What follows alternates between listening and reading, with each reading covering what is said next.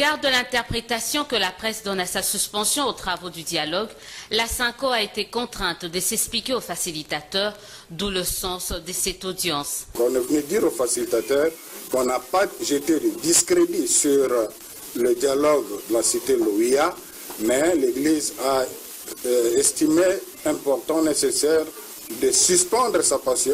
On est là, mais en train de travailler. C'est pour le rassurer que l'objectif, c'est considérer le travail des uns des autres. Rassurer la facilitation sans pour autant lever la mesure, de quoi fragiliser encore un peu plus l'inclusivité du dialogue mis en place à la Cité de l'Union africaine. À ces sujets, les évêques sont catégoriques.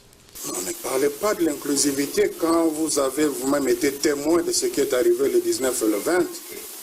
La nécessité de cette inclusivité va pousser les princes de l'Église à multiplier des rencontres avec les absents et les premiers contacts, notamment avec le rassemblement, sont plutôt de bon augure.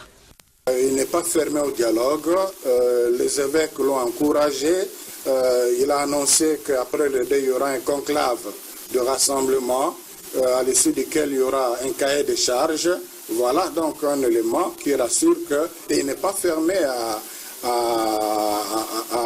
une jonction avec les travaux qui sortiraient de la cité Louia.